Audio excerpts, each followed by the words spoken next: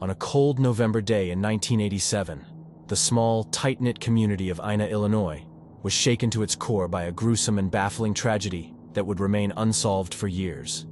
Police were called to perform a welfare check at the home of 29-year-old Russell Keith Dardeen and his family, after Keith failed to show up for work. What they discovered inside was horrifying. The bodies of his wife, 30-year-old Ruby Elaine, and their 2-year-old son, Peter, brutally beaten.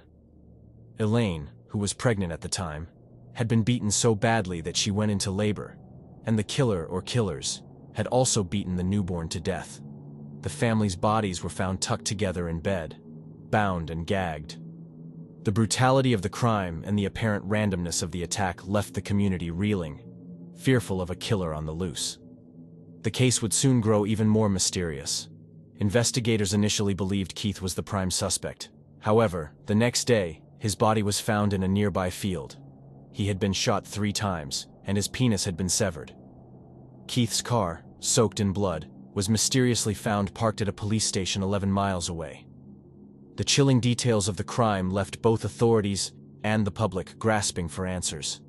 The community, already on edge after more than 10 murders had occurred in the area over the preceding 2 years, became even more fearful. Many armed themselves, while others suffered adverse psychological effects.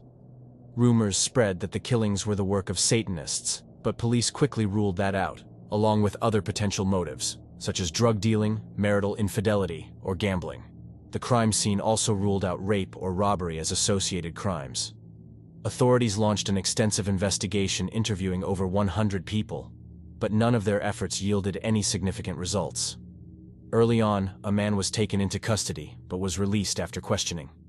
Similarly, a co-worker of Keith's, with whom he was allegedly having a dispute, was cleared of suspicion. Those who knew the Dardeens spoke only of their good character, leaving investigators with little to go on. A small amount of marijuana was found in the trailer, but it was not enough to suggest any involvement in drug dealing. Police speculated that the marijuana could have been left behind by the killer or killers, as the autopsies revealed that no drugs or alcohol were found in any of the victims. The lack of forced entry and the open back door suggested that the assailant might have been familiar with the family or the home. Furthermore, valuable items such as a VCR, portable camera, cash, and jewelry were left untouched, ruling out robbery as a plausible motive. Investigators found no evidence of extramarital affairs or jealousy-driven violence. As the years passed, the Dardeen family murders remained one of the most puzzling and horrifying cases in Illinois. With no clear leads and no concrete evidence, authorities began to lose hope of ever finding the killer. However, a possible breakthrough emerged when Tommy Lynn Sells, a drifter and convicted serial killer, began confessing to multiple murders while awaiting trial for other killings.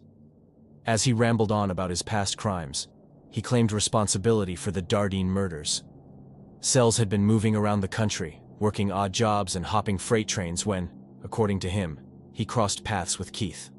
Despite the details that matched the crime scene, investigators couldn't find physical evidence linking Sells to the murders.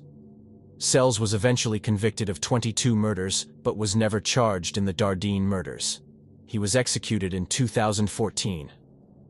It has been 37 years since the brutal murder of the Dardeen family, and it remains one of the most perplexing and tragic mysteries in the history of Illinois.